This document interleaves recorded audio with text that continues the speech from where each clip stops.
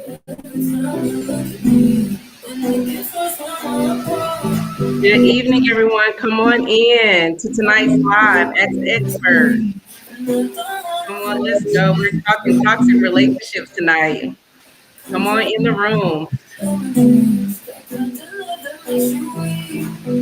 If you're coming in and watching, go ahead and drop your name in the chat. Let us know that you're here so we can go ahead and acknowledge you and say good evening and thank you for joining. Go ahead and let us know you're here. Come on into this talk tonight. Tonight's Ask the Expert is going to be great. We're going to be talking toxic relationships. So go ahead and share with your family and friends and anyone you know who are in a toxic relationship, toxic friendship, have toxic siblings, toxic family members, whoever that is toxic in your life. You're going to want to hear this talk tonight. So go ahead and share with your family and friends who you believe that can benefit from this talk. Good evening, Deborah. As always, thank you for watching. Lancino, good evening. Thank you for joining and watching tonight. Latoya, thank you for watching tonight. How you doing? Jonathan Smallwood, good evening. Thank you for joining. Yes, my bestie. Keith, how you doing? I know you said you wanted to come on this talk. Good evening. Good to see you.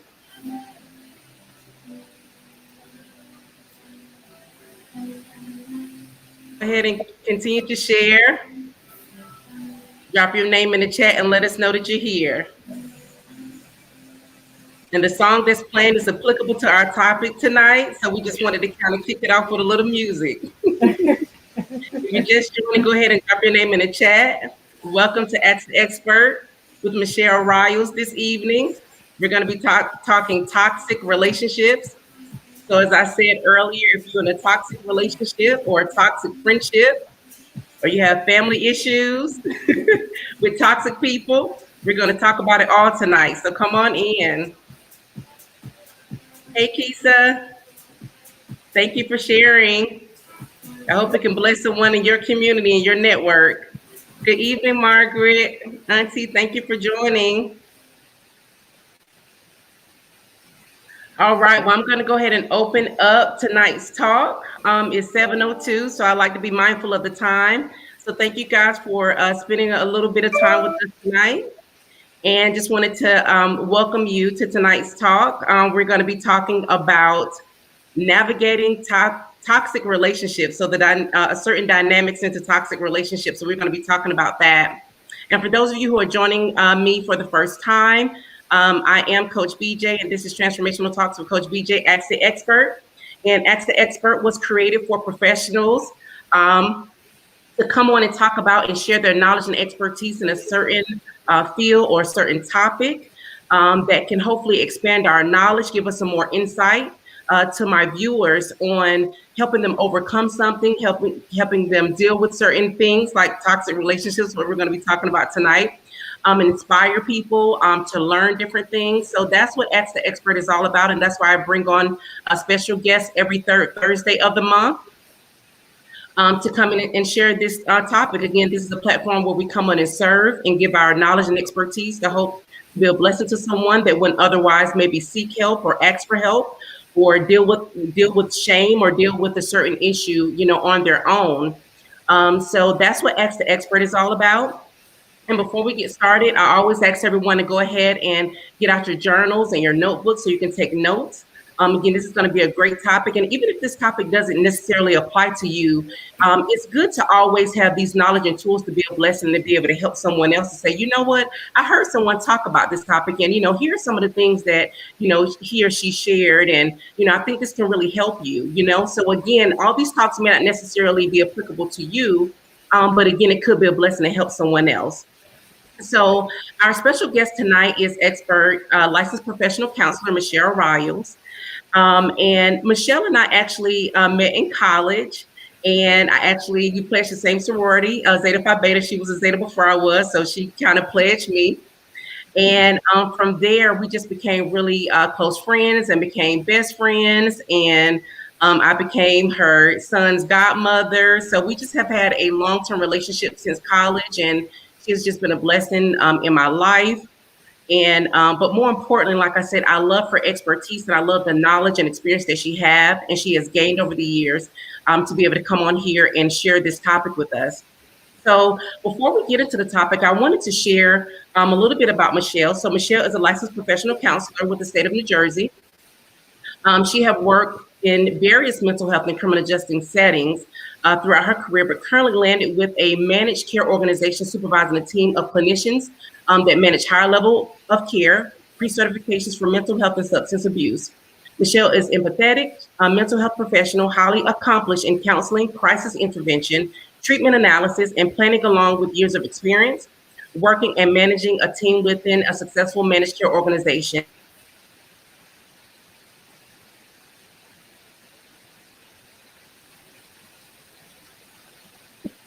Shout out to Aiden. I know he's watching. Yes. And so there's some other people that has come on too. And there is Love Faith, our Sarah. So how you doing? Welcome tonight.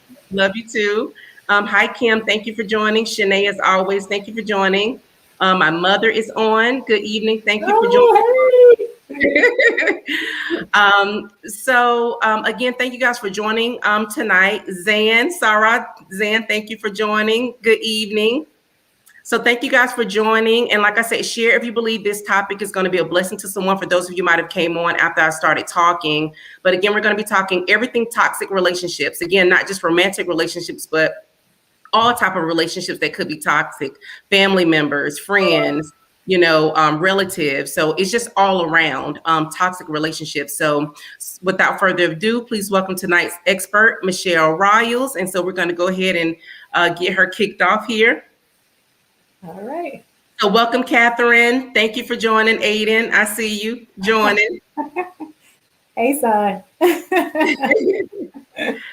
All right. Take it away, Michelle. All right. Thank you, Coach BJ. So my main motivation for this topic was pretty much driven by personal experiences that I've had, watching friends and family, also going through experiences they had with toxic relationships. And then also, like my son is on right now, listening to his experiences as well. And I figured that this is a topic that really isn't talked about. When we're early in our teens and we're in early adulthood, we kind of like figure this out on our own. We have to go through a couple of toxic relationships on our own to kind of put together the pieces of what makes someone toxic.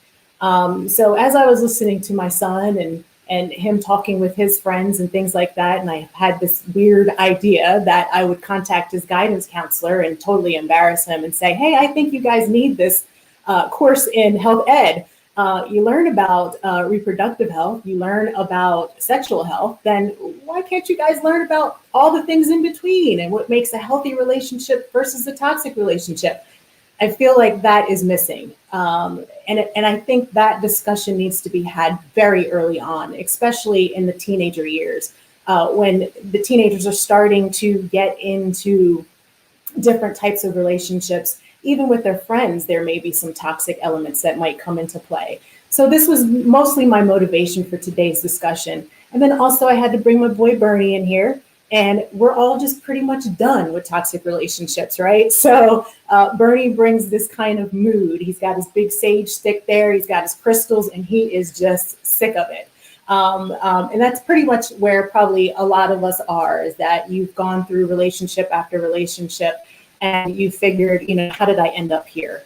So this presentation will explore certain dynamics associated with intimate relationships between two people who are romantically involved. I just want to preface this to say and give a disclaimer. I may use one pronoun, but this applies to everyone. So ladies, you could also be toxic, but you may just hear me naturally talk on saying his or him.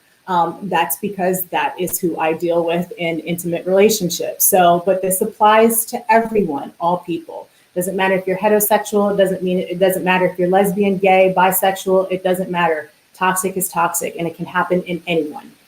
Of course, toxic relationships can occur also in family systems. They can occur in your friendships. They can occur in your work relationships or any other relationship that you might have. And some of the things that I will be talking about tonight can cross over into those types of relationships and can be applied as well. So if you're dealing with a toxic parent, or you're dealing with a toxic sibling, toxic friend, toxic coworker, you can use some of these things that I'm talking about tonight to help you identify if you're dealing with someone who's toxic, and particularly someone who is narcissistic. I will ask that everyone please save all their questions to the end. I will also give an opportunity for those, since this is such a sensitive topic, that I will give an opportunity to open it up or come to me directly if you have any questions, if you don't feel comfortable putting the questions in the chat. However, this presentation is going to be interactive, so I will ask you all to get involved and drop things in the chat. Helps to spice it up a little bit, also helps to make it fun. I mean, this is a really sensitive topic, and I don't want to weigh it down with so much toxic talk, even though that's what we'll be talking about. But I do want you to be interactive as well. I think you'll get a lot from it if you do it that way. Hopefully this presentation will shed some light on what may be happening to you if you are involved in a toxic relationship and you just don't quite know what to do, especially if you have those moments where you're feeling confused, or you might feel a little anxious around someone's presence. You might be feeling that negative energy. You might feel like you're walking on eggshells and you quite can't put your finger on exactly what's happening to you. This presentation will hopefully clarify some of those things for you.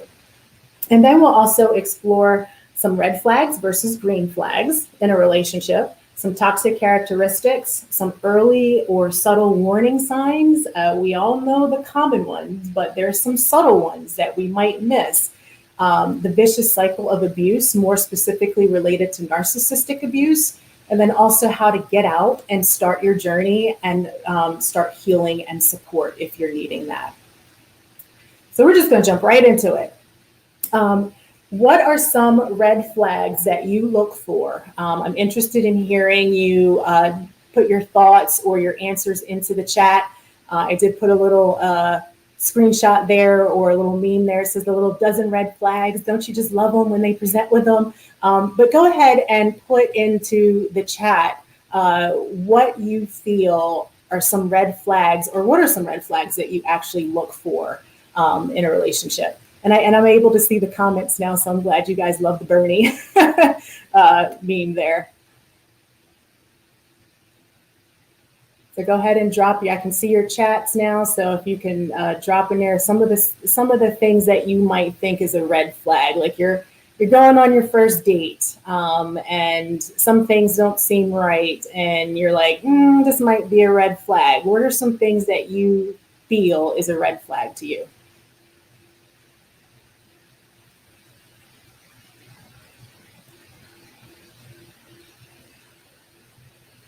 Oh, you guys are a little bit shy. Selfish, okay, being selfish, that's good.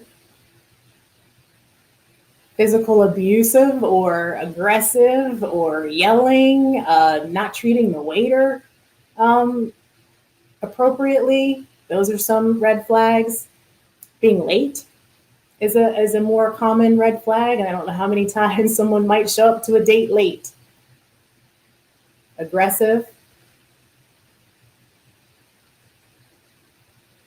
How about bad hygiene? Bad hygiene can be somewhat of a red flag too.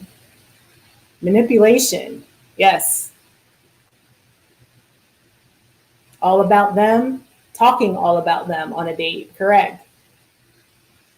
Introduction of sympathy right off the bat, correct. Like you feel so empathetic about my situation, and you only met me like maybe 2 minutes ago. Like that's another red flag, correct.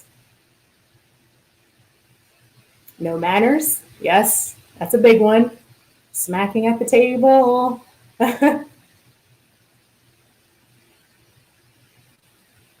Okay.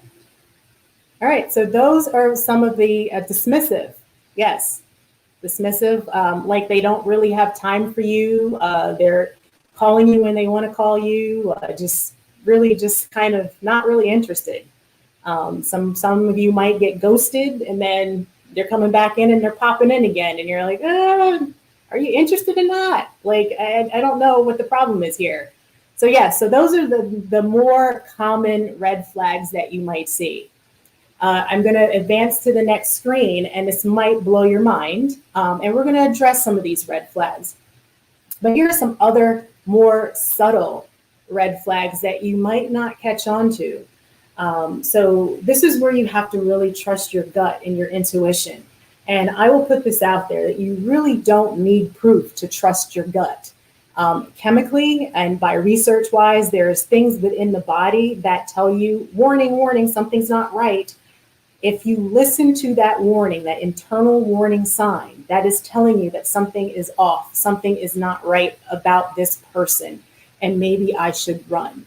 So a lot of us get into the habit of wanting to, we want that proof, right? I remember joking around with Coach BJ in just my own personal life where I'm like, Lord, please send me a sign, just send me a sign. And then the Lord sends me a sign, right? Then I ignore that sign. And I'm like, well, no, not that sign. I want another sign. Send me another sign. And the Lord just keeps sending me signs and I just keep ignoring them. The main thing is to really trust your gut and your intuition. You don't need the proof to trust it. You really do have to be confident in your choices and who you are and in your strength to understand that if something doesn't feel right, this doesn't make me feel comfortable, I don't want to do this anymore. I don't want to engage with this person anymore, and I don't want them in my space. But as you can see on the screen, you're probably looking through a couple of these and say, wow, I didn't even realize that some of these are red flags. But they can be done very covertly, very subtle. And you have to really listen. You really have to be in the moment and pay attention to some of these signals that you're being given by the person in your presence. And again, this doesn't just have to be on a date with someone. You could be in the presence of your parent or your friend or your sibling and still have that uneasy feeling. And again, if it's uneasy, it doesn't feel right, something's wrong. So you start listening. That's the time for you to start listening to yourself, and you start listening to what they're saying. So just to touch on a little bit of the red flags that I listed here, one of the big ones is monopolizing all of your time. This is big in the initial stages of dating someone, or just when someone's trying to make a connection with you. They want to monopolize every minute of your day. Most of us have jobs. Most of us work. Most of us pay attention on our job and we work. But they want to text you all day and they're just text bombing you, and you don't respond quick enough. They may go into a rage, or they may say to you, oh, it seems like you're not interested because you didn't respond to my text message in 12 minutes. Healthy people have jobs and they don't have the phones attached to their hip. So you might have that as a challenge. They may challenge your boundaries. And we'll talk about this later on in the talk. If you don't have any boundaries, I am really encouraging you to start developing some, because narcissistic and toxic people prey on people who do not have boundaries set. And they will challenge them. Boundaries are non-negotiable.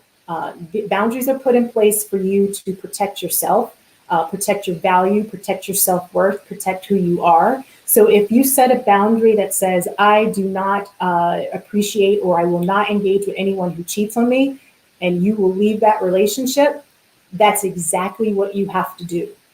You can't put your boundary out there and then not follow up on what your follow through is going to be with that boundary. Because anyone who is toxic or narcissistic will continue to challenge that boundary. And then you're going to sit there eventually and wonder why I continue to get cheated on. That is one example out of so many that I can use. So you do have to set the boundary there as well. They don't like the word no. You will get challenged by toxic or narcissistic people if you tell them no. And no could be something as simple as, and it doesn't have to be a rude no. It could be something as simple as, I'm sorry I can't make today's date, or I can't meet you today. My child's basketball game got rescheduled because it's snowing outside. So I have a last minute shift in my schedule. Can we, and you're offering an alternative, can we do it another night? And they start going into a rage, or they start blame shifting, or they start guilt tripping you, and it just goes on and on and on. And you sit there and you're like, I did offer to reschedule, and then you find yourself apologizing for doing so. And that's where you start getting looped into their toxicity. They start talking about all their exes. All their exes are crazy, or all their exes are to blame. I'm sure you probably heard of that. That's another toxic trait. Usually, when people end a relationship, even if you did have a crazy ex, I mean, one of the things that you can probably say in one of the initial dating meetings that you have is to just say, you know, I had a person who it just didn't work out. There was a lot of things there that just weren't good for me, and I decided that I wanted to end that relationship. And as time goes on, as you develop trust with this person also, then you can get a little bit more vulnerable and discuss what you may have experienced with a previous ex. But initially, off the bat, when you're first meeting them the first couple times, if all their exes are crazy or they're to blame or they are constantly complaining about something, that's usually a red flag as well. Narcissistic and toxic people, this is more of a subtlety that you have to pick up on. A lot of us get excited when we meet someone who we feel like they're connecting on our level. You share stories and you do that to connect with people. If you think about your friends, your healthy friendships, you can sit there and you can talk to them and you can be truly open with them, let them know what is bothering you. You can get very vulnerable and very detailed with certain things, and you feel comfortable in that relationship. And so sometimes around people who are manipulative or toxic, they will use your vulnerabilities, and they're studying you. And so those things may come up later on in the relationship, where now we're calling it fighting unfair. They will use whatever you have told them in a vulnerable moment and throw it right back at you to hurt you.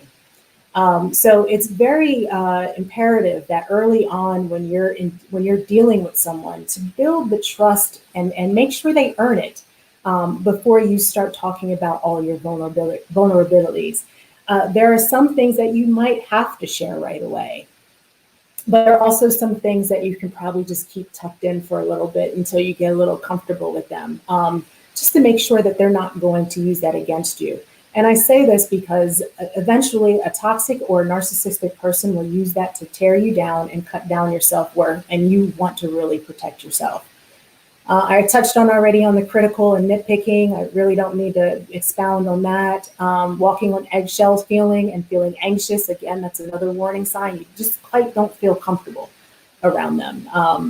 Like I said, if you get that feeling, it's probably someone that you're dealing with is probably toxic. Silent treatment is also a toxic trait. Now, we all get into that moment where someone really rubs us the wrong way and we don't want to talk to them, right? We just want to snub our nose at them and we're like, I'm not talking to you right now. It is completely healthy that if you are in a position where you feel like you are starting to bubble and you're starting to get to a place that you may exhibit some toxic traits or some toxic behaviors, and you put the stop to it and you say, you know what, I'm just going to take this minute. I'm going to step away. I'm going to chill out. I will come and talk to you about this issue in about half an hour or an hour. I just need to step out, cool off, and I'll come back to you. That's completely healthy. Silent treatment is when someone completely ignores your existence.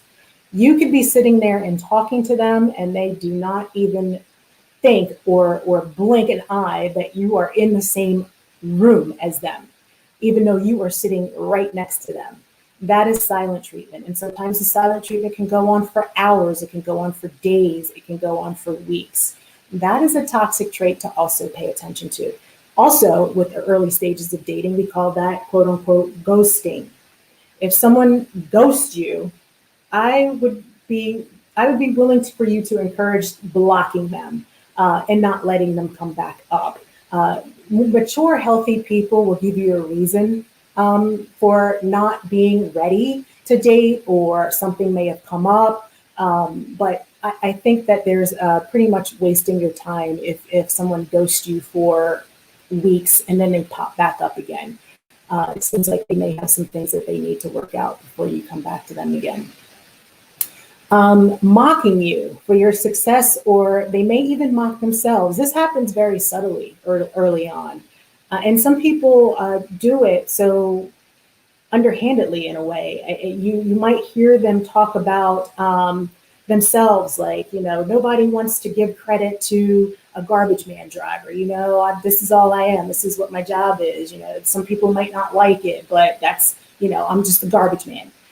That is a warning sign for you that you may be dealing with someone who may have some other additional hidden issues about that. And it's just something to keep your eye on. Doesn't mean that they're going to turn into a narcissist, but there could be some level of toxicity there. Or even if they mock you for your successes or they cut you down for what you do, that may be a warning sign as well. They may twist your words and take things out of context. They may project onto you. Projecting is a really big one. They may accuse you of any wrongdoing. And sometimes this is done very overtly, very obvious, and sometimes it's done covertly, very subtly. So if you have someone who's projecting something on you, a great example of that would be they accuse you of cheating, but they have no evidence of cheating. And so they continue to keep projecting that onto you. More than likely, that person is doing something untruthful. They may not be cheating, but they could be doing something untruthful or deceptive or deceiving behind your back. And so if you have someone who's doing that at a frequent basis, then there might be an issue there with that person.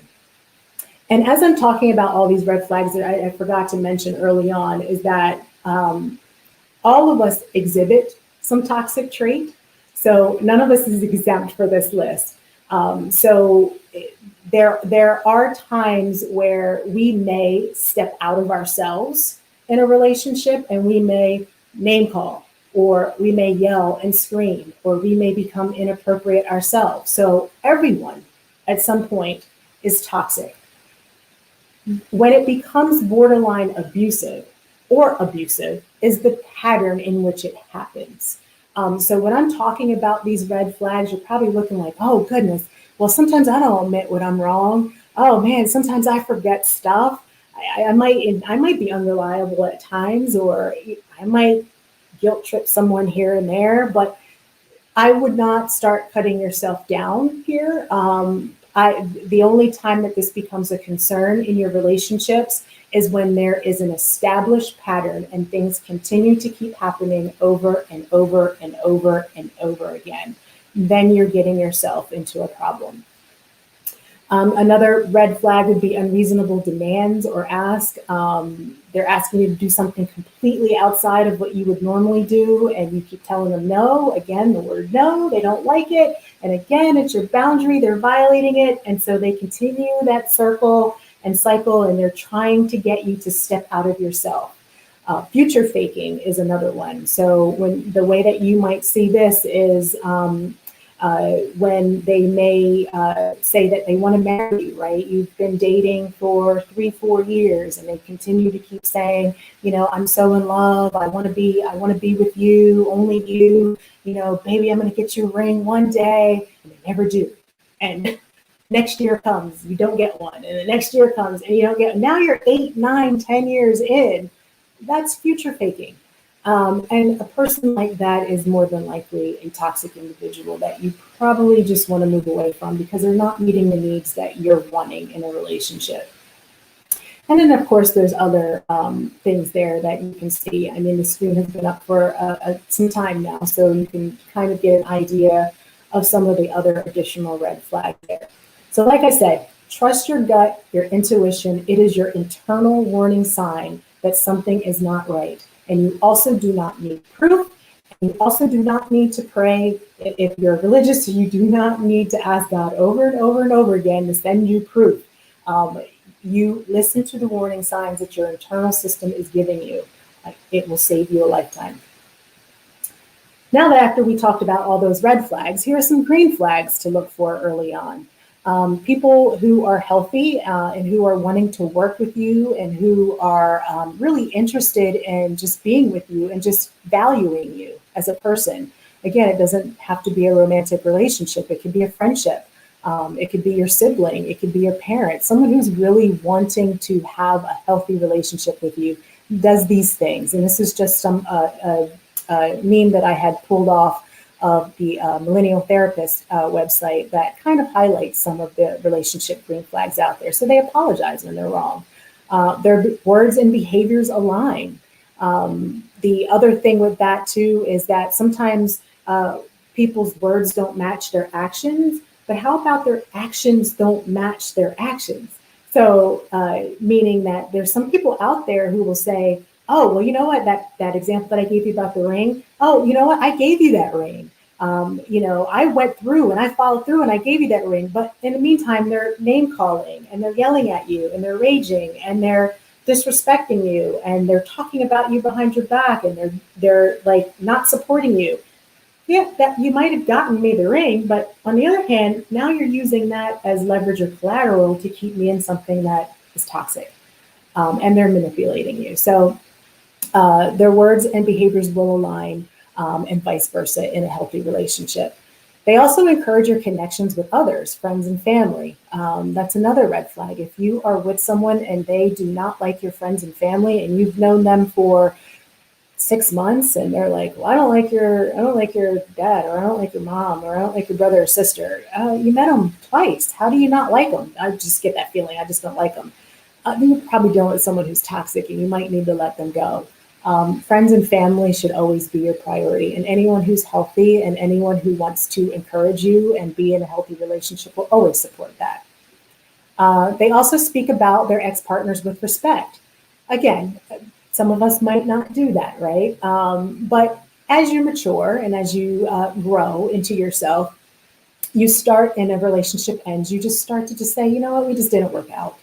And you share with your closest people what really happened in a relationship. But when you're meeting someone new or you're engaging with someone who doesn't quite know your story or your history, you just kind of just like, we didn't work out, and you just leave it at that and you keep going. You don't trash your ex. They communicate clearly and honestly. Honesty is a big one. There are a lot of people who walk around with a mask at first. I think a lot of us do that initially when we're meeting someone. We really don't present our true and vulnerable selves for so many reasons. Could be something linked to early in childhood trauma, could have been something that happened in early adulthood, could have been something that you just recently came out of that kind of has you a little hesitant to put yourself out there. So initially in the first 6 months or 9 months of dating someone, there's this kind of like mask that everyone wears. But you also want to be honest about yourself. So if you have a history of addiction, you might want to be honest about that with someone very upfront. You might not want to tell them that a year into the relationship that you're a recovering addict. It may not sit well because that may not be something that they want to deal with. They may have dealt with something like that in their past. So again, it's about establishing those boundaries.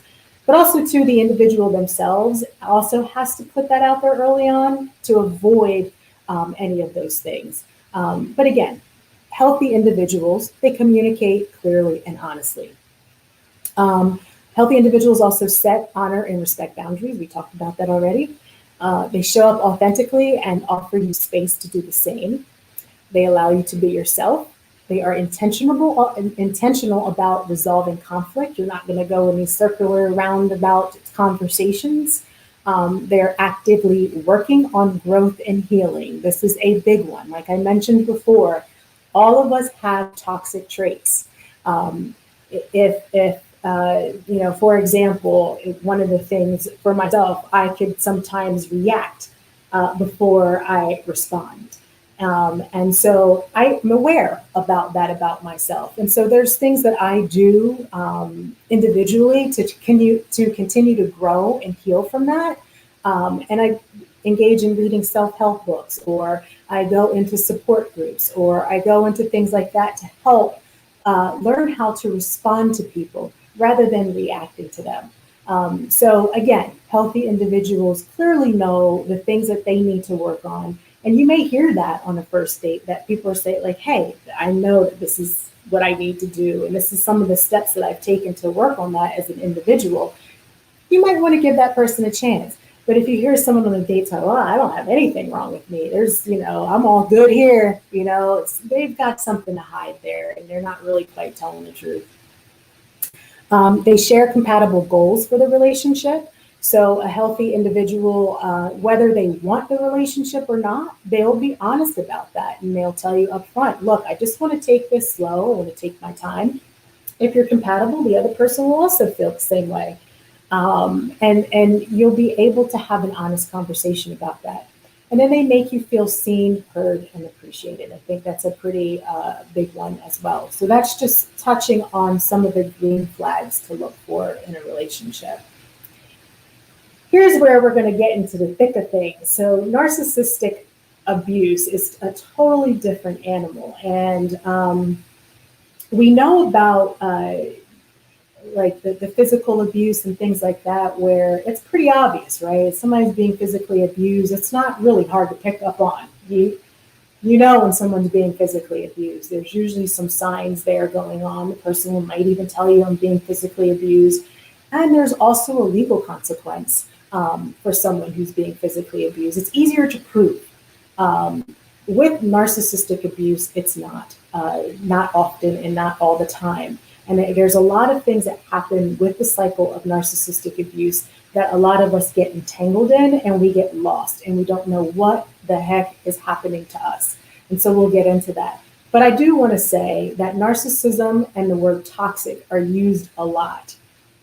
And they're thrown around everywhere. Like, I mean, you'll hear that someone's being a little entitled. Oh, they must be a narcissist. Or someone is raging and mad and angry about something. Oh, they must be a narcissist. Or, they must be toxic. Stay away from them. So I do get that those two terms, narcissism and toxic, are words that are thrown around a lot. And like I mentioned, most of us have something that is toxic about ourselves. But the key is a repetitive pattern that keeps happening that determines whether or not you are truly dealing with someone who is beyond your effort and working through the relationship, whether it is a romantic relationship, a friendship, a work relationship, or whatever. If you feel that you cannot deal with this person and work beyond a resolution, then that person is probably somebody who is in the toxic or narcissistic realm, and you might want to step away. But I'm just interested to see what some of you feel on this call is determined as a narcissist. So when you think of or you hear the term narcissist, what do you think about? And I just want to see what your answers are. So if you can drop things in the chat, what are some things you think about when you think about a narcissist?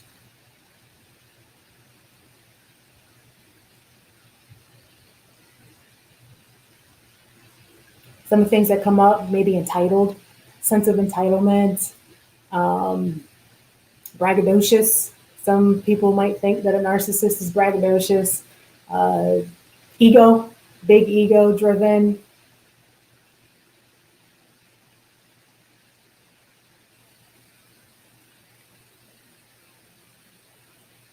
Just drop your answers in the chat if you're not.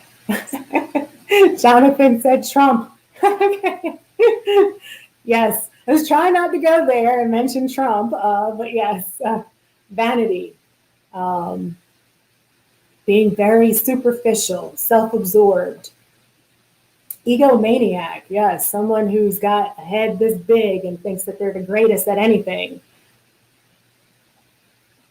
They don't want all the attention. They want all the attention on them. Don't want others to shine. Yes.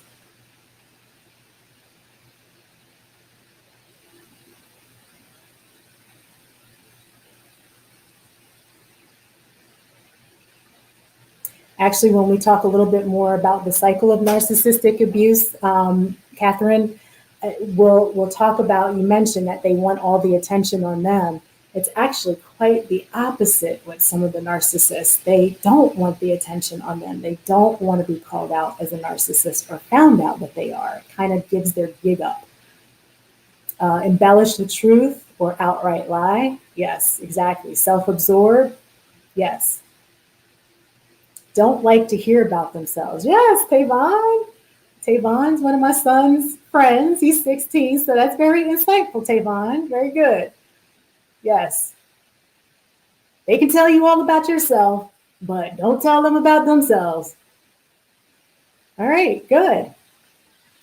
All right, so most of you touched on, I pulled up a word cloud. I found this doing my research for this presentation, and most of you touched on some of those big things. So arrogant, proud, ego, selfish, jerk, inflated, very prideful, overconfident, audacious, liar, megalomania, pompous. You got the word cocky in there. Happy. Who would think a narcissist is happy? But yeah, there's some out there. Serious. Fashion. I found fashion to be interesting. So that goes along with the superficial, maybe, and also really putting a big emphasis on their appearance. Image also goes along with that as well. So very good. So these are some of the main type of things that you think about when you're thinking of a narcissist. We're going to talk about some of the other different types, but before we go into that, just as a segue, there are other types of toxic individuals out there that aren't narcissists, but they can bring some level of toxicity. So I wanted to address some of the other additional toxic individuals that you may come across. So like I mentioned, toxic is toxic. Not all toxic people are narcissists or psychopaths, but I can guarantee you that all narcissists and psychopaths are toxic. Toxicity has no color or gender. Toxicity does not have a stereotype whatsoever. You may hear that, some people who go to the gym and they, flex in front of the mirror and they're, doing all kinds of things. Well, that must be a narcissist because they're enjoying the view of themselves in the mirror. Not necessarily. So I just want to put out there that toxicity does not have a certain stereotype. Only a professional can make the diagnosis as per the criteria of DSM-5. If I have any clinicians on the call tonight, if you're interested in reading a great article on narcissism, I did drop a reference. If you want to take a screenshot of this, there is a great reference by the following MDs and PhDs about narcissism, and it also talks about the criteria as well of what makes a narcissist. I will say that the clinical criteria in the DSM-5 is very brief. There's only 9 things or criteria sets that make a narcissist or to get the diagnosis, but it goes way deeper than that, which we'll get into later on in the talk. So if you're interested in reading that article, it's a really good read. There's some mental health diagnoses also that bring a level of negative or toxic connotations to them. And this is no way by me saying that anyone who's diagnosed with a mental health diagnosis is toxic. That's not what I'm saying. It's more so of a symptom of their illness. So you may have someone who's unmanaged, bipolar, who is refusing to take medications, who's in and out of manic episodes, who may have psychotic breaks. Those type of individuals might come with some type of level of toxicity or toxic behaviors. Also, active addiction. Anyone who is actively using a substance. I'm not talking about anyone who is in recovery or who is working the steps or really making an effort to change their life around. I am talking about active addiction. There is a level of toxicity or toxic behaviors that come with that as well. That does not make them a narcissist. They're just bringing some toxic level to your interaction with them. And then regardless of the above, any type of abuse, manipulation, control is never acceptable. But to get into really the crux of what I'm doing in my presentation tonight is really to get into what is narcissistic abuse. And I found this on freefromtoxic.com, and this gives the accurate, most descriptive meaning or definition of exactly what narcissistic abuse is. So narcissistic abuse is covert, and it's often disguised as love and care, but it's anything but that. It's not a single act of cruelty like an insulting comment or verbal abuse laced with a string of profanities. It's the insidious and gradual and intentional erosion of a person's self-worth. It's a combination of emotional and psychological abuse aimed at undermining a person's identity for the sole purpose of obtaining control for personal gain. It can involve patterns of dominance, manipulation, intimidation, emotional selfishness, emotional corrosion, withholding, dishonesty, extreme selfishness, guilt mongering, rejection, stonewalling, gaslighting, financial abuse, extreme jealousy, and possessiveness. I think I just said a mouthful. Um, with narcissistic abuse, like it says, it's very covert, it's very subtle. There have been victims slash survivors. Victims are usually the people who are identified as still being engaged in a narcissistic or toxic relationship. Survivors are those who get out and they heal and they move on. Um, they sometimes don't know what they're engaged in until it's too late or they get out. Narcissists have a way of manipulating you and making it seem as though they are the best thing that has ever happened to you. And then they cut you down and devalue you. And so we're going to start going into that cycle. And as I talk, you might find yourself that you might have dealt with someone like this before. And how to really stay away from someone like this, because this is the most dangerous type of person to get involved with in terms of being in a relationship with them, or even if you have a relative like this or a coworker like this. You do not want to dance with a narcissist. So, how to determine the early signs that you are dealing with someone who is a narcissist? Again, there's different types of narcissists. So, when you guys gave your description about narcissism and you threw out some of those main key words, you probably weren't thinking about, man, there's different subtypes of them. There are different kinds out there. So, you have your grandiose or overt, more obvious type of narcissist, which some of you described in your chat. So those are the ones that are typically the more aggressive ones. They usually don't go and seek treatment. There's usually nothing really wrong with them. They don't have a problem, yet they just cursed out a cop or a coworker or someone, and they're like, oh well, no, they asked for it. I don't know what to tell you. Those are usually your overt types that you're dealing with. And then you have the more covert, vulnerable narcissists. They're more often to present to treatment. They're more often to be hypersensitive to criticism, or they're reluctant to be a little vulnerable. They kind of hide in their shell and they kind of hide things. And you're kind of like looking at them like there's something that, I'm not quite connecting with you. I'm quite not feeling this connection. Like I'm trying to be vulnerable, I'm trying to open up, I'm trying to establish something here, a relationship, and I feel like you're just at a distance. Those are usually your covert types. They will fluctuate between low and high self-esteem. They can be preoccupied with their failures, so you'll hear them talk about how they're not good enough, or they've had a string of bad luck in life, or things just didn't go their way. And they'll, once again, the whole point of this is that, yes, some of us talk about that. We open up and we're vulnerable about that. But the key in determining if you're really dealing with someone toxic and narcissistic is the pattern in which they do it. So keep an ear out for that. If they're constantly talking about that, there's something a little off there. And then you have your high functioning or exhibitionist type of narcissist. And exhibitionist, no, not meaning that they're flashing anybody or being inappropriate, but more of just showing off a little bit. So they're less likely to have, and let me just go back for a second. The overt type usually has some other type of comorbidity going on. So they usually have like either a mental health diagnosis or a substance abuse diagnosis going on top of the narcissism, which is exacerbating that. The covert types typically may not have another diagnosis going on or comorbidity. They may not have substance abuse going on. The highly functioning person typically does not have any comorbidity. So there is no mental health diagnosis and there is no substance abuse going on. So this one is a little bit harder to pick up on. This is usually your outwardly successful people. So if you think about your doctors, your lawyers, your people who are doing very well in life, they're making a living for themselves and so forth, but they still struggle with issues with entitlement.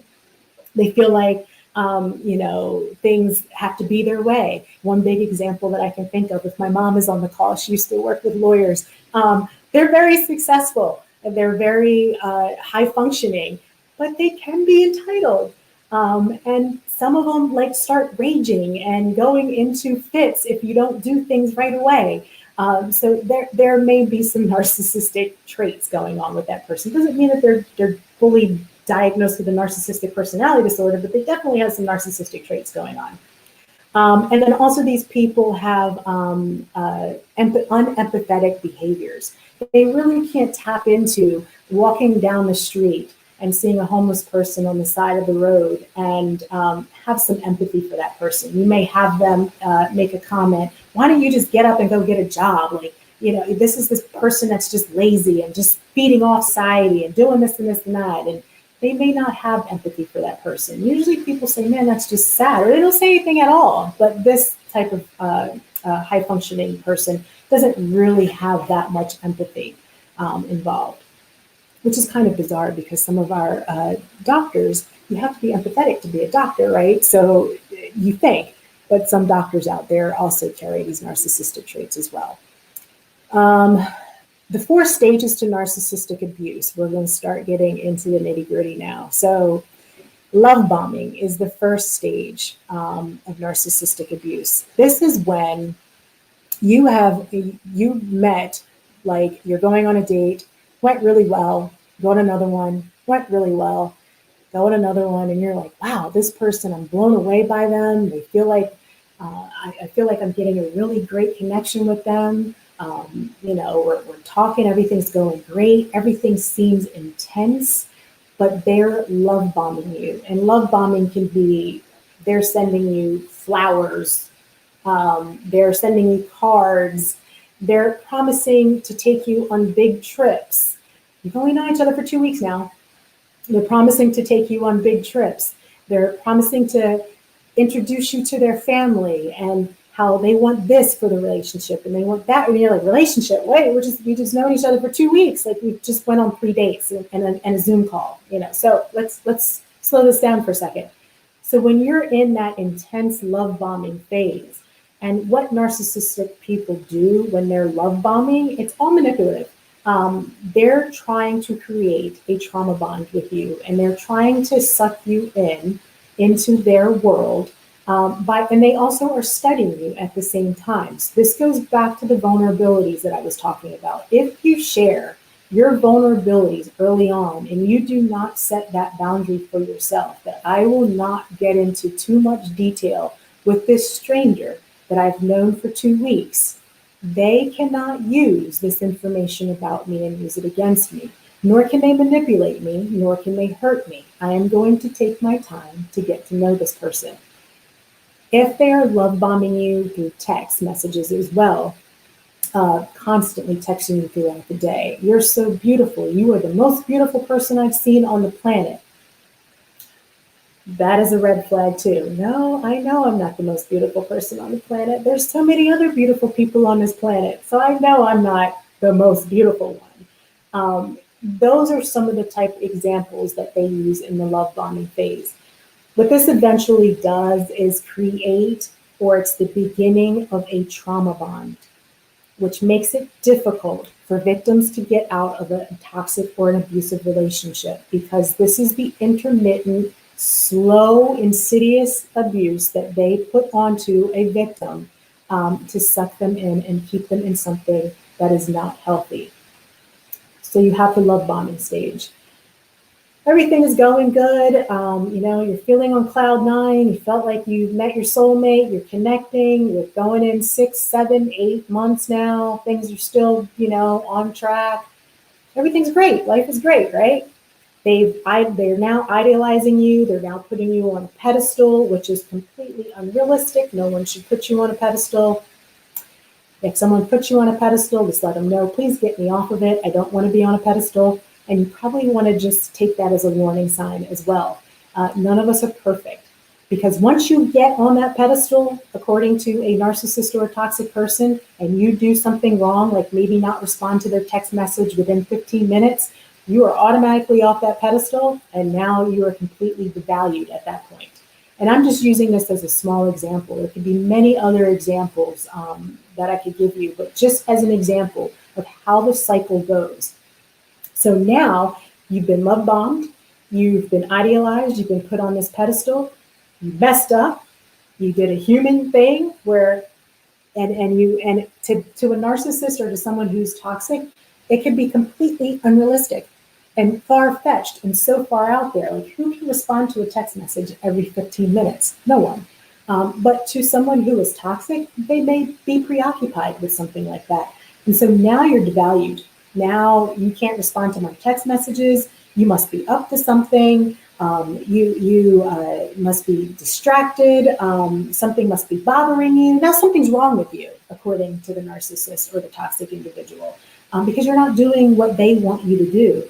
And this is where the projecting, the name calling, the gaslighting, and the trauma bonding comes in. So just to go into a couple of the terms. So projecting is, think of a projector. As I know I've got some 70s and 80s folks on here in school. My son and Tavon, you probably don't know what a projector is. You probably never saw one. But what a projector usually does, it projects an image back to you. So you lay something on the projector, you see it on the screen, and the image is projected back to you.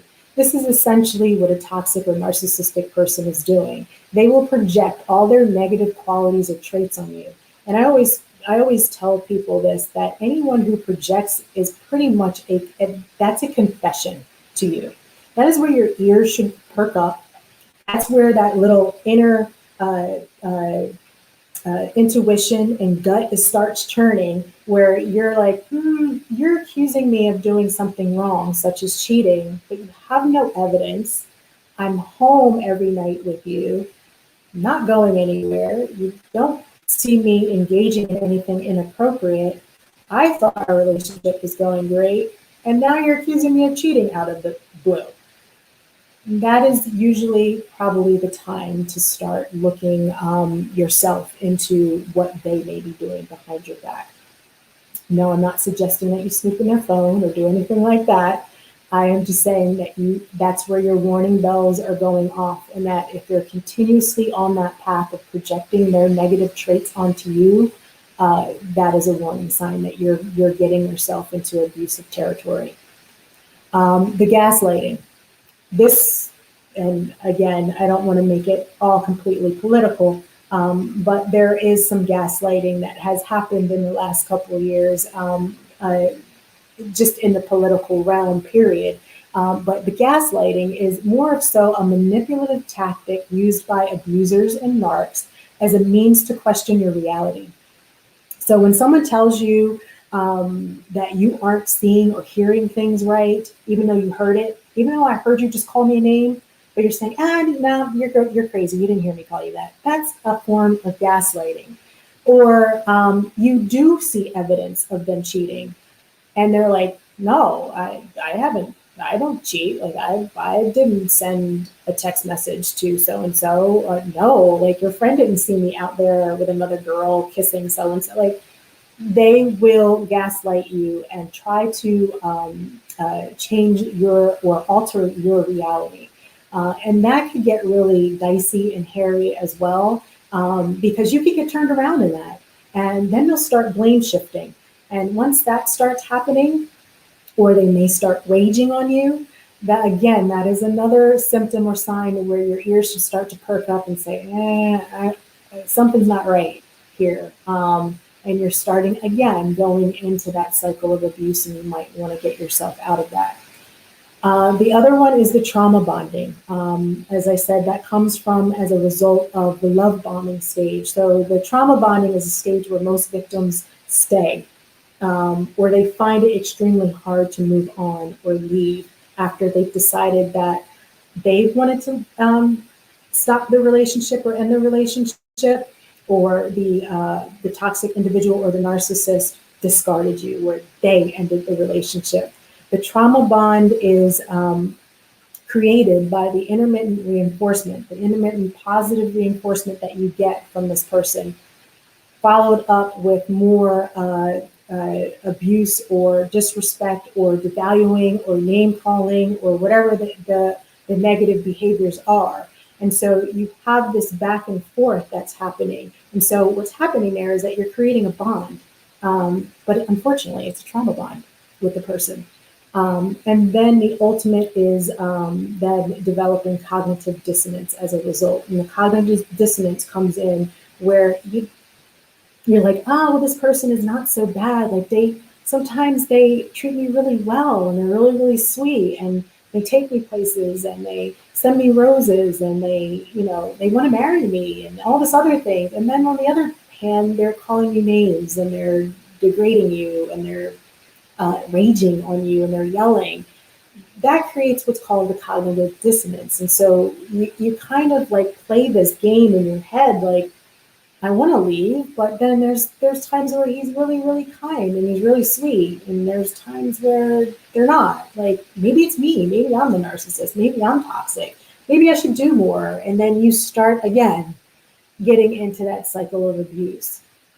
What eventually is going to happen, though, especially if you are more aware of what's going on to you and you start questioning some of these behaviors, you start fighting back. If you start doing that, then you're more than likely going to get discarded. And like Catherine mentioned earlier on in the chat, that sometimes narcissists want all the attention on them. Actually, that's the opposite. They don't want the attention on them. They don't want people to find out who they are, who they really, really are underneath that mask. So they'll discard you. They'll get rid of you if you start to pick up and figure out what's going on with them. Then there's some survivors who are more aware and they will discard the narcissist. Usually when that happens, you will get a Hoover attempt. And Hoover goes back to the vacuum cleaner. I'm sure some of you remember the Hoover. I don't even know if they make Hoovers anymore. But a Hoover is a vacuum cleaner. So this is where the term comes in. So what does a vacuum cleaner do? It sucks up dirt from the floor, right? And everything else. It kind of just sucks things in. This is kind of like what happens when a narcissist wants to try to get you back because they don't have any additional fuel or supply to keep them going. I just want to put in there that these types of cycles and these stages of narcissistic abuse gives that toxic individual fuel and supply. It is a game to them. They enjoy it. It's on one hand, internally, when they are alone and they are by themselves, they are probably a wreck. They are probably thinking to themselves that I am the most crappiest person on the planet. I just don't feel good about myself. They have low self-esteem. Like I mentioned before, the overt types have a comorbidity going on. There may be some other mental health issues, substance abuse issues, where they're trying to cover up something internally that's going on with them.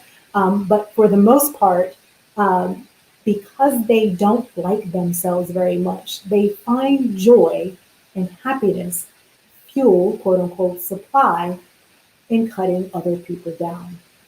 And so it's very hard when you're going through these cycles, especially when you're trying to disengage and trying to leave a relationship like this, where, again, they will try to suck you back in or they'll hoover you. And the cycle starts all over again. They'll start with the love bombing again. They'll idolize you. You get all these fuzzy, warm feelings back. And then boom, the devaluing starts, the name calling, the rages, the projecting, the gaslighting, all that starts again. And then you're back in the cycle. So this cycle can leave you very lost and confused, or even feeling like you're in a fog. If you feel like something like this is happening to you, you can't quite put your finger on, like this is like you're probably sitting there thinking to yourself, man, this is crazy making. Like I can't quite put my fingers on what's happening to me, but I know this isn't right. I know that the way that they're speaking to me isn't right. I know that I don't feel good around this person, even though some days I might feel good around them. Keep a journal, keep a tracker. Make sure that you lock the journal and tracker. If you keep it on your phone or if you handwrite it, make sure you put it in a safe place. The last person you want to get a hold of it is the person that you're dealing with, because again, that's more vulnerable stuff that they can use against you and really start devaluing you again. and really having an impact on your self-esteem.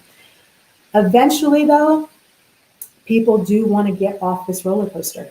It's an emotional roller coaster, but you first have to see through the fog. And the only way to see through the fog is maybe start writing some of the things down. Start tracking it on the calendar when their outbursts happen.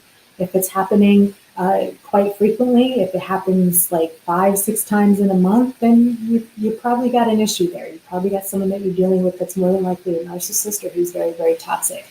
If you guys get into a blow up fight like once every 6 months, that's what happens. Couples do. But it's the pattern, again, that you're looking for. And then I just dropped another cycle that I found on Mind Journal. It's kind of a little bit more less clinical, if you could say. Maybe something that you can connect with in terms of another cycle of abuse. So you have your tension building, tensions increase, breakdown of communication, victim becomes fearful and feels the need to placate the abuser. You're apologizing. You're walking on eggshells. You really don't want to say anything. You really don't want to confront them or their behavior. Then you have an incident happen where you might confront them. Then the verbal and emotional, physical abuse starts to happen. Anger, blaming, blame shifting, more arguing. The threats then start to happen. The intimidation. They threaten to leave you. They threaten to, I don't know, blow up your car. They threaten to do whatever. Then that starts to happen. And then you have the reconciliation phase. Now they're apologetic. They didn't mean to step out like that. They didn't mean to call you that name. They didn't mean to like threaten to blow up your car. Like, I mean, who thinks about threatening to blow up your car? A narcissist would. And so they apologize for that. But again, it's a pattern. If you've threatened to blow up my car 5 times now in the last month, there's probably something wrong there. It's not normal. And then you have the calm state where the incident is forgotten. Again, it goes back to that cognitive dissonance. And then there's no abuse taking place. And then you have the honeymoon phase again, and everything's good. And that honeymoon phase could go on for a couple months, actually. They could play in that role to keep you sucked into this cycle of abuse. Doesn't have to just go right back to them doing it again, especially with the covert types. Again, those are the people who are a little bit more vulnerable, a little bit more fragile, a little bit more sneaky.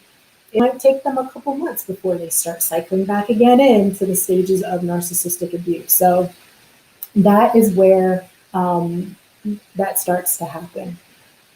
Once you figure out that this is what you're in and you're like, you know what, I can't deal with this. This is not what I want to do for the rest of my life. This is not who I want to be with for the rest of my life. I don't even want to be engaged with this person anymore. I just want to get away from them. I don't want to be a friend anymore. I just need to get away. This is some of the steps that I have gotten out of a book called Out of the Fog, which is a very awesome, very great book for learning about narcissistic abuse if you're dealing with something like this. Very detailed, very non-clinical, very relatable. So some of this information that's highlighted in purple here is what I got out of that book, and the book is by Dana Morningstar. I did mention her later in my presentation and my resources as well. But some of the things when you're preparing your exit, you really want to leave safely out of something like this. Even if you're dealing with someone who's just toxic, you want to be able to get out of that situation safely. Things could get really worse before they get better. And then you want to be able to have a plan in place. So some of the things that Dana Morningstar highlighted in her exit plan is developing like a safe word. So if you're stuck in a situation where this toxic abuser is just raging on you and just name calling you and constantly coming after you, just will not let up, just going and going and going, create a safe word that you can text to a friend and just say, you know, something along the lines of like, I don't know, bananas. Something that's not obvious to the abuser who could actually go on your phone and see if you're texting somebody. Or maybe you want to say, hey, when can we go get our hair done? Maybe it could be like a key phrase. And then that person knows to call you or maybe stop by or something along those lines to kind of break up the tense situation that you might be in. So develop a safe word with somebody. Pull in a friend. Pull in someone that you really, really trust to help you navigate that situation. Get copies, or ideally take originals of all important papers and put them somewhere. Get a safety deposit box, get a PO box. Prepare yourself for leaving this situation, especially if you're living with them. And if you are living with them, make an extra set of keys. If you own your own home, buy a new lock to keep hidden somewhere, so that if they ever decide that they are like, they've been threatening you that they're going to leave and they leave, then boom, you can change your locks as soon as they leave. Bye. That is your saving grace. If they decide to move themselves out, you're like, thank you. I was waiting for that day. You made it even easier on me. Also, pack a go bag if the incidents where you may have to leave abruptly. Have a bag ready to go. Keep extras of medications or any other necessities that you may need to take with you. Again, you could probably put them in your safe deposit box. Have a safe location to go that they may not know that you're going to go to. So a safe location may not be your mom or dad's house, especially if they know where your mom and dad live. You might not want to go to that place. You might want to go somewhere that they have no idea where that place is. Also, change your passwords to your phone, your email, and your online accounts as well. There have been situations where narcissistic people or abusers have put tracking devices on phones, or they have put tracking devices on cars. And you're like wondering, how does this person always know that I'm here, or I'm over my friend's house, or I'm there, or how does this person even know I sent this text message or something like that? There's probably some kind of software or something that they downloaded onto your phone. You might want to factory reset your phone. You might also want to take your car and again, this happens for both male and females. You might want to take your car into a mechanic and say, can you check the underneath of the carriage of my car to see if somebody installed a GPS tracking system? Can you check inside where the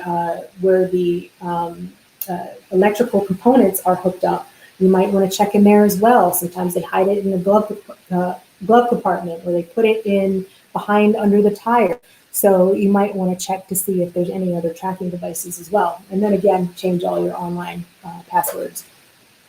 Turn a GPS location off on your phone if you share a phone plan. Sometimes keeping your GPS location on, if you feel like you've already factory reset your phone and you put your GPS location back on, that might be a smart thing to keep on. But if you're sharing a phone plan with someone who is an abusive person, you might want to turn that GPS location off, because now they're keeping tabs on you and they're tracking you and where you're going. Google yourself and also know if there's anything out there about you.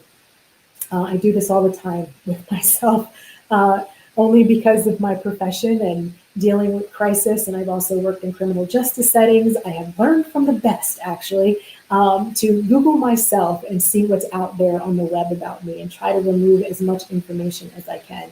Can't get everything, but it's good to know, what is out there about you, because again, if you're trying to really get away from someone who's very hurtful or harmful, you want to do that and protect yourself the best you can. Also, don't hesitate to call the police. If they're making threats, or they are, and I know this is hard, this is a very hard one, especially if this is like maybe the father of your children or the mother of your children, and you're not wanting to get them in trouble or anything like that, and you're wanting to give them another shot. You don't want to put them in a bad situation, because what if they go to jail? They can't take care of the kids, and things like that. But are they really doing that now? If they're yelling and screaming and calling you names and shutting you down and things, so that's one that where you're going to have to weigh your safety. But don't hesitate to call the police if you need to. And then find an alternative place for your pets and children. If you have children together, consult with an attorney. Consult with an attorney, consult with an attorney. That's all I can say. Do not make any moves if you share children together without doing that first. So those are some of the things in preparing for your exit plan. And now it's time for you to heal and move on to recovery. One of the biggest things and challenging things, because of that trauma bond that you might have developed with someone, where you're feeling like, oh man, this is so hard to let go of this relationship. Why is it so hard? And this is the hardest when you're dealing with someone that you might have been best friends with for like 30 something years. This might be hard if you're trying to let go of a parent or a sibling. You've developed even with them, a trauma bond. And so this could be the hardest thing to do with someone who is toxic, is to go completely no contact. Block, delete, you don't exist. I can't have you in my space. You are toxic. You are harmful and damaging to me. I cannot have any contact with you. It is the hardest thing to do, but it is essential to your healing and recovery. If you cannot go completely no contact because you might share a child with this person, or there may be some other reasons why, maybe you're not really wanting to let go of that sibling or that parent. You're not really wanting to let go of that 30-year best friend relationship that you had, you might have to gray rock them. And gray rock is a term that's used when you think of a gray rock and you look at it, it's kind of boring, right? There's nothing really to it. I mean, you can look at it and you're like, oh, it's just a rock, nothing interesting about it. That's what you become. You become the gray rock. Nothing interesting. You know, if you're going to call me names, okay, that's great. That's what I'm going to be today. Mm-hmm. Very short, direct answers. If they send you this long babbling run-on text message about how horrible you are, and this and this and that, and you don't deserve anything, okay. If it doesn't have anything to do with the children directly, you don't even have to respond. But if there's something in there, in that long babbling message about the children, they called you all these horrible names, you're awful, this and this and that, I'll come pick so-and-so up at 6 o'clock. Okay, see you at 6 o'clock. Don't even address all the rest of the stuff that they just said to you, because then what happens, you start getting into their characteristics and traits. And so this is what the third bullet really gets into. You will feel like at times that while you're in healing and recovery, after you left someone who's very toxic, that you're to blame. You start questioning yourself. You're like, well, am I the toxic one? Am I the one who's narcissistic? I know that I've reacted a certain way to them. They called me a name, so I called them one back. And then they kept calling me that name, and I kept calling them that name back. What that is called reactive abuse. And like I mentioned earlier on in the presentation, one of the personal goals for me that I continue to work on is learning how to respond rather than to react. Because with a toxic individual, once you react, you now are the one to blame. You are now the crazy one. Even though they might have cheated on you, and your natural human reaction to being cheated on is hurt, is anger, and you may react to that. I mean, most people would. If you're being called the most insidious names, most people will react to that. I don't know. I come from this school of hard knocks. You call me a name, I'm not going to tolerate that. So we can go at it, right? But with a toxic or narcissistic individual, they will use that response against you, and then they will start now being the victim. And so you'll see that. So you want to try to not engage with a toxic individual as much as possible. Like I said, if they're doing that long babbling text message, and you really just want to know what time they're coming to pick up the kids, ignore all that babbling and just respond to see you at 6 o'clock. There's also this thing called narcissistic or narc fleas. So there's this old saying out there, right? If you lay with dogs, you get fleas. Same thing with a narcissist or toxic person. If you stay around in their circus long enough, you're going to start acting like them. They're going to start rubbing off on you. And so you get what's called narcissistic fleas or narc fleas. This is where you might now start doing the projecting or the blame shifting or the gaslighting, just to protect yourself or as a means to fight back or defend yourself. You feel like that, this person is just coming at me, and this is not how I am as a person. I just got to prove this. I just got to prove myself to this person. Again, if you feel like that you're in that situation, you probably want to get out of that situation. It's not healthy for you anyway. With healing, give yourself time. You're going to need that. There's a saying out there, the best way to get over someone is to get under a new person. No. That's not always the best. And I know sometimes we do that, but it's not the healthiest, especially if you're leaving someone, especially if the relationship prior to didn't end in a healthy way. If the relationship ended in a very toxic or very bad way, you have to take that time to heal from that. Because, like I said before, you may have caught those narcissistic fleas from that relationship, and all you're going to do is just carry that into the next relationship unwillingly, knowing what you're doing, and then sabotage that. So, if you want to get out of that cycle of being in toxic relationships or abusive relationships, then take the time to be with yourself. Go do things that your abuser or your controller or your toxic individual said you couldn't do. If you couldn't go to the gym because they didn't like you going to the gym, go to the gym. If they didn't like you visiting a certain friend, go visit that friend. You know, do the things that you enjoy doing before you even got involved with this person. Also, delete and block. Save your sanity. And toxic individuals are very good with throwing that back at you. Oh, you're just going to block me. You're just going to delete me and discard me. You just called me all kinds of names. You just raged on me. You just told me how much I suck, how much of a bad person I am. You just cut down my job. You threatened to blow up my car. You did all these things. Yeah, you're going to get deleted and blocked. So you're doing it to save your sanity, whereas another toxic individual or a narcissist will look at it as you playing games with them, and that's not what you're doing at all. So if you need to delete and block someone because they are toxic, then by all means do that. It's another form of no contact. So if you're going to block, leave them blocked, because they will try to hoover you and they will try to suck you back into their toxicity, and you don't need that. You need to heal and you need to recover and move on. Remove any reminder or non-supportive people from social media or in your life. We call these flying monkeys, and the term flying monkeys comes from the Wizard of Oz. If you remember the witch sending all her flying monkeys off to attack Dorothy, the Tin Man, the Lion, all them, and do her dirty work, that's where the term flying monkey comes from. So the flying monkeys can be someone in your family.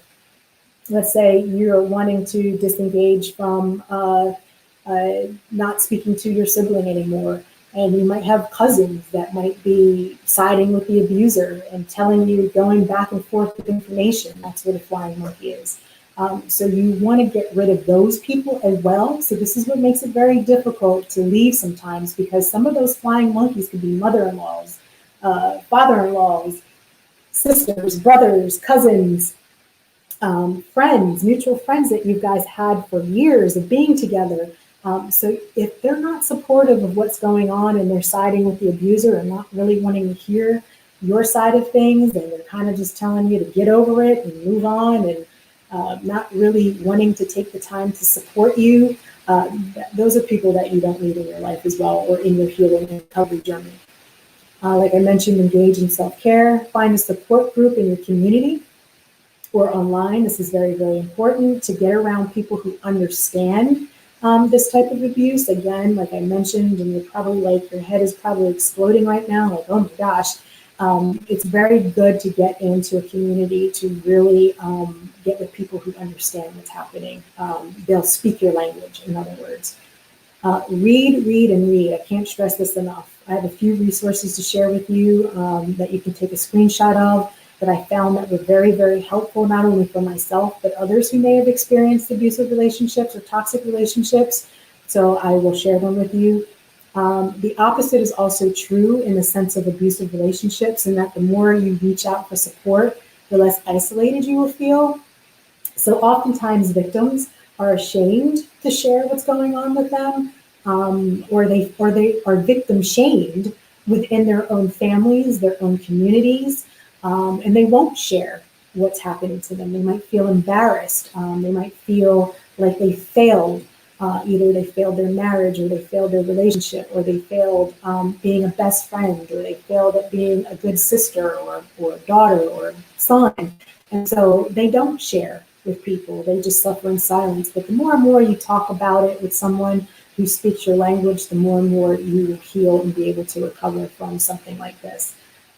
But also, on the same token, still be mindful with who you share your experiences with or what happened, because again, you want to be mindful of those flying monkeys out there. Sometimes, and my son actually, Aiden, if you're still listening, actually gave me this little tip. Sometimes you just got to tell people, you just got to feed them a little something and see if they say something to somebody, just to test to see if that person is going to go and tell your business.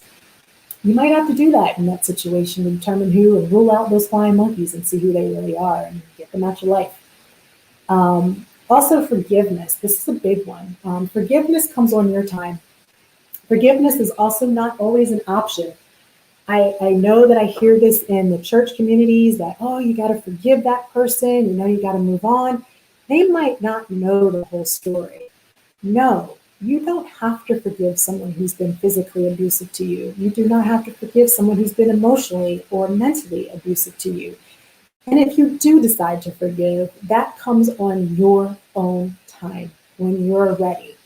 But you are not in the wrong if you decide that you don't want to forgive somebody who's been abusive to you. I mean, that is the most insidious thing that can happen to someone, is to cut down someone's self-esteem and tear them apart. So forgiveness doesn't always have to be there in order for you to move on. For some people, they might have that belief system and that's what they want, to move on, and that's okay too. But if you're not that person that wants to forgive who harmed you, you don't have to do it. So just wanted to put that out there. The next thing is also, once you've gotten out of the fog, once you have been away from this toxic individual for some time, you've read, you've done your research about what was happening to you, you've got your support systems in place, you've gotten rid of all those flying monkeys. Now it's really time to do the inner work, to figure out, how am I not going to get myself in a situation like this again? You first do have to sit down and evaluate what attracted you to this toxic person or this dynamic to begin with. It's a little bit harder to do that if you're dealing with a parent or a sibling or a best friend that you've had for a long time, because you kind of grow up with them, right? So you're like, oh, well, they're my mom and dad, or they're my brother or sister. Like, I really don't even know why they're toxic. So it's kind of hard with that. But with a romantic relationship, you do have to take the time to step back and evaluate what attracted you to this person and how did you end up here. This requires hard work to take a look at your past or any early or recent traumas that you might have experienced, any life changes that might have happened that presented to you, that may have made you vulnerable to let somebody in like this, and then work on repairing that. Work on getting yourself to a position where you've recognized that this is what's going on with me, and this is what I need to change in order to no longer keep attracting these people to me. And I'll put this out there, no matter how much recovery and healing you go through, and no matter how healthy you get, you will continue to keep attracting toxic people to you. They're just all over. So I don't want to say that after you do all this work and you start the self-exploration, you start really digging into what keeps getting you into these situations, or what even attracted you to that one-time relationship, they will still continue to be in your space. They will still continue to present themselves. It is how you respond to them that is going to be the key. Remember, I said respond, not react. So how you respond to the toxic individual is going to be the key. The response, if it's someone new and you feel like they're toxic, is to get rid of them ASAP. Also, learn and set your boundaries and stick to them. A lot of us don't even know what boundaries are. You have to start developing, and this is where talking to your children as young as my son now, I'm teaching him about boundaries. So some of the boundaries that could be put in place is that I will not accept disrespect. You will not call me any names. The minute you call me a name, I'm out. That's your boundary. I do not accept active addiction around me. If you're actively using, I'm out. And you have to follow through on those boundaries. They keep you safe, they keep you protected. They also keep your morals and your values intact. They also are kind of like a shield to people who are toxic or narcissistic. Toxic and narcissistic people want to be able to move about and manipulate people very easily. If you're one of those difficult type, that's a good thing. Be difficult. Don't let manipulative or toxic people get in there and try to manipulate you and take over. Healthy people who are very interested in being with you and who want to be in your presence and be in your space will respect your boundaries. If you are tiptoeing and you're wondering if you set a boundary and you feel like that person is going to leave you because of that, you don't need to be around that person. You probably don't need to date that person either. That's a warning sign. You should go. Um, Also, get in touch with what's happening with you physically and emotionally. Once you come out of something that's very toxic or abusive, there have been people who have been under such a stressful situation that they have developed physical ailments, autoimmune diseases, gastro problems, intestinal problems, other type of illnesses, and it's all related to stress. Once they remove that toxic individual or that narcissistic person out of their lives, their bodies started to heal. You will hear some of the victims that are coming out of something like this, or the survivors talking about how they didn't used to sleep before, and now they're getting all the sleep in the world, or they feel like their body was shutting down. They were very fatigued and very tired, and then since they got away from that toxic individual, they are no longer feeling that way. Or they had headaches, constant headaches where they've never had headaches before. And all of a sudden that toxic and narcissistic individual is gone, headaches are gone. So really tap into what's happening to you emotionally and also physically.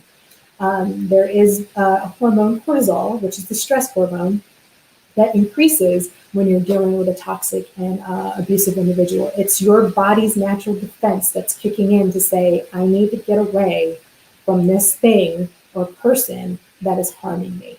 And when you're involved with someone who is toxic or narcissistic, it can be ongoing and continue. And then also start to look for healthy signs of a relationship. I know I put a lot on you, but just to kind of wrap everything up together, this is something that I got off of Lisa Romano's YouTube page. She's also a life coach, and she really pretty much focuses on narcissistic abuse. She has a ton of awesome videos out there. Also, Dr. Romani is also another resource that's good. I will bring that up on the resource page to talk about the different type of narcissist also. It's very insightful video if you want to learn more about this topic. But get to know what the healthy relationship signs are, that where you can feel like you're yourself. You don't feel like you need to change anything about yourself. You could just be you. You feel like that you can grow with this person by your side. You feel like that they can grow with you as well. They don't judge you. They allow you to discover who you are. They give you that space to evolve. If there's something that you really enjoy doing, they let you just go ahead and do that without putting any other added stress to that, or additional accusations or projecting or any of that other stuff in there. They just let you be you, and they give you that space to do that. And they give you the freedom of what we offer one another in the space filled with grace, filled with love. So those are some of the things that you want to look for in a healthy relationship as well. As I mentioned, there are some recovery and healing resources. Here are some books if you want to take a screenshot of this. These are some really helpful books to look into. The bottom book down there, Codependent No More. I love this book. This is more so when you start doing that healing and recovery, to really take a look in to see if there's some codependency traits that you might have, that you might have picked up or developed in early childhood, as you're a teenager, or in early adulthood, that may be keeping you in some type of these relationships where you feel like, this is really not abusive, but I'm just going to continue with it anyway. There might be some codependency there, so that's a really good book to also take a look into. And then, as always, if you feel like you are in any immediate danger, contact the police, number one. If you feel like the danger is to a point where you need to get out, there is a great resource, the National Domestic Violence Hotline. The thing that I like about them is they kind of give this warning when you pop up on their website that any internet usage can be monitored by your abuser, and is impossible to erase completely. So if you're concerned about your internet usage being monitored, you can also call the 800 number there. as well, so that you don't give off any warning signs, especially if you're leaving a highly toxic situation or abusive situation, you need to get out. And then all the rest of them are really good books too. I mentioned Out of the Fog by Dana Morningstar, one of my favorite books to read. And then you have the other ones as well. And then here are the online resources if you want to take a screenshot of this as well. Dr. Ramani is really good. She is actually an actual professional. I think she has a PhD that goes into, she has a ton of videos on YouTube if you want to subscribe to her channel. She's always bringing something live addressing narcissistic abuse. Angie Atkinson is also another great resource. I kind of like her personality. She's like a little bubbly, and she makes the videos a little bit more interesting to listen to, especially such a heavy topic. And she goes into all kinds of things, just not specifically narcissistic abuse, but also toxic relationships. She talks about toxic individuals. So she's another great resource. Lisa Romano is the breakthrough life coach that I talked about. And then his last two resources are kind of interesting. Sam Vaknin is a PhD. HD Tutor is not. He's just a regular old narcissist. And so is Sam Vaknin. They are self-admitted narcissists, diagnosed, and they also have YouTube channels. And it was quite interesting to hear from the perspective of the narcissist of what may be happening. So I found their videos kind of interesting. HD Tutor has this kind of tone and pitch to his voice that's kind of creepy. But he does have a lot of interesting information, and so does Sam Vaknin as well. And then finally, some additional online resources that might be of interest to you. So if you want to take a screenshot of this, talks about the art of blame shifting, narcissist controllers, and then also identifying the covert narcissist in your life. Kind of gives you like a checklist to see about those little sneaky ones that are out there that aren't so obvious, and see if you're dealing with someone that might fall under that subtype of narcissism. So that's pretty much it. So that concludes my talk. So I am going to pass it back off to Coach BJ. Michelle, thank you so much. This has just been great. Lengthy tonight. You guys are used to, kind of 30 to 45-minute talks, but I wanted to give Michelle the depth in this topic because it's, again, a lot of topics that I covered this month. It is a lot of topics that we don't really talk about, right? So I wanted to give all the guests this month really the length of time to really go into detail and depth about these things, because again, if you don't, know the resources or seek the additional help, you won't know who to turn to or the signs or whatever, because again, it's just kind of like people deal with abuse, all types of abuse silently and in their own way and kind of by themselves. So they really don't ever really hear about or get the tools and the resources that they need in order to be able to, again, identify the signs early, again, to be able to come up with an exit plan, again, to know how to heal and recover. So Michelle, again, thank you so much for this wealth of information. Like I said, it was very well needed, and I wanted to give you the platform and the wealth to really dissect and really get deep into this to really help and be a blessing to someone. We did have 2 questions to come in so far. So as we answer these 2 questions, if anybody else would like to post a question in the comments, please do so, and we will address them. Okay, did you want to tell me what the question is? So Don asks, if a person exhibits narcissistic behavior, is there help for change? Oh, man. The short answer and the disheartening answer is no.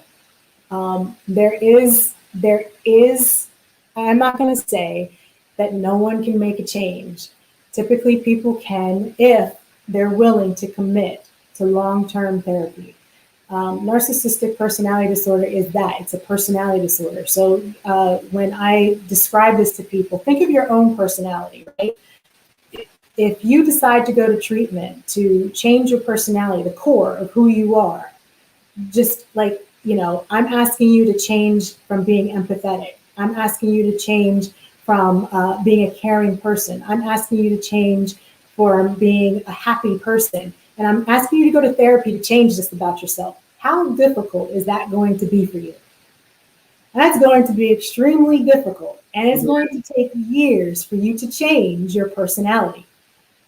So when you think of someone who has narcissistic personality, or someone who has antisocial personality disorder, or someone who has borderline personality disorder, histrionic personality, all those cluster Bs that fall into DSM-5, again, there is hope for change, but they have to go through years and years and years of therapy and intensive therapy in order to do so. And that was her follow-up question. Should they seek counseling? So yeah, pretty much if they, I guess I'm sure, want to be helped, then yeah, they need to seek counseling to Yes. hopefully help with that. I will say on the counseling piece, the most important thing is for you, the victim themselves, to go seek the therapy and the counseling. If you are the one that's going to go seek that therapy and counseling, seek out someone who specializes in trauma and abuse. A lot of therapists don't deal with narcissistic people because there's a very small population that's diagnosed. Remember, these people don't like to go into treatment.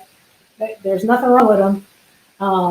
There's the very small population of the covert ones that might go into treatment just to appease you. They're not really doing any change. They're just doing it because you want them to, and they're kind of using it as a manipulative tactic to stay in the relationship and get more fuel and supply from you. But the most important is you getting yourself into that treatment so that either you can process what's going on with you, or you can process what happened to you when you get out. Right. Awesome. And then I just wanted to bring up 3 more comments, no questions. So Williams said during the time, you can forgive, but never forget. I agree that forgiveness comes on your terms. Yes. And then Dunn,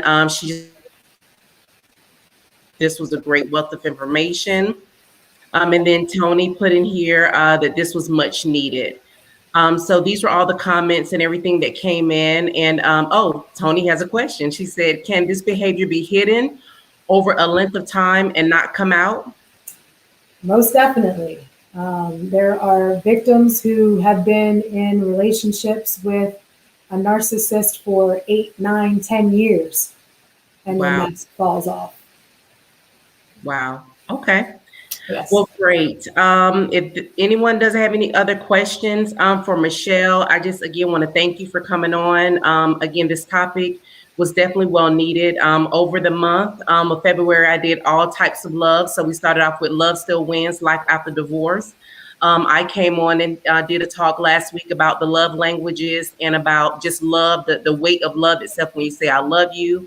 And then we wanted to just kind of culminate and bring everything together about toxic relationships and what that looks like in all ways. What is a toxic relationship looks like. So we wanted to mention that. So I did want to share before we get off here what the topics are going to be for next month. So you can watch out for my social media to find out what the topics are going to be. But I just wanted to give you a peek under the tent. So on March 4th, the first Thursday at 7:00, right back here again, I'm going to be coming on and I'm going to be talking about a topic that really affects a lot of people, rejection. I'm going to be talking about rejection. So that's a pretty heavy topic. But I'm going to also talk about the blessings in rejections as well. So it's going to be twofold. And then my expert for next month is going to be psychologist Dr. Christina Grange, and she's going to come on and talk about co-parenting, which is another great topic when it comes to, we kind of talked about, life after divorce early on this month. So she's going to come in and talk about co-parenting. So if someone has experienced, life after divorce or a long-term relationship where kids have been involved, then she can come in and talk about that. So she's going to be my expert for next month. And we're also going to have, our 2 spotlights for next month as well. So again, subscribe to my YouTube channel. If you haven't already, I'm _Coach BJ on YouTube. You can always find me here every first and third Thursday at 7 p.m. at the Source of Hope. The Source of Hope at 1 on Facebook, and then my personal channel as well. And Deirdre, she put on here, wow, this is great information. She put on here that this is great information tonight. And Don said, if a person acknowledges they are narcissistic, then what would be the other person's recourse? Should they stay with them? Is her question. Oh, that's a tough one. If you decide to stay, you're going to go through all those cycles that I mentioned. Wow. They could be lesser than what they. If you listen to HD Tutor's information, the narcissist that I was talking about, he labels them as lessers and graders. So you have a lesser narcissist and you have a greater narcissist. They're still a narcissist at the end of the day. The lessers may not be so bad, but they're still bad in a way. Like, you're still dealing with that cycle of abuse. Mm, So you probably don't want to continue with something like that if that's not what your goal is. There are some victims out there who have reserved themselves in staying in situations like this because they can't get out. They can't get out because of financial means. They're financially dependent on the person. They may feel like that their children are going to become more damaged if they stay in something like this, when it's quite the opposite. You might harm your children even more by continuing to stay in this type of relationship. So when a person acknowledges that they're a narcissist, I, there's some like hope there again, but they're not going to change that much. Again, it's if you as a healthy individual is being asked to change your personality, you're not going to make much of a change. It's not going to be drastic. You are who you are, and you are who you are early on. People typically get diagnosed with a personality disorder when they're around 18, 19 years old. So if you're dealing with someone who's 60 and they exhibit narcissistic traits, I am willing to bet you they're going to be a narcissist until the end of the day. You know what I mean? So wow. they're going to change. Yeah. They may change certain things about them, but then again, you have to look at, are they changing because they truly want to change, or are they changing because they're manipulating Wow. and they're wanting to get something from you? Wow, that's something else. And she even said, "Wow." Jonathan said, "Excellent talk and topic." So, like I said, thank you for the information. And also, if there's anyone who did not want to put a question out there because your name is up or anything like that, feel free to message me privately, and I can connect you with Michelle personally, so she can give you some support and accountability around whatever you may be dealing with. So that's also an option. And there's going to be people watching the replay. So the same go for anyone who's listening to the talk, either now or after. Again, she is willing to lend support if this is something that you may be dealing with. So I just wanted to let you know that as well. So again, thank you guys so much for hanging in here with us. And we just appreciate you. Michelle, thank you so much. Again, this is great and such, detailed information. So thank you so much. And everybody, we'll see you on March 4th. That'll be when we'll be back to talk about rejection. All right. Take care. Have a great night. Bye. Bye bye.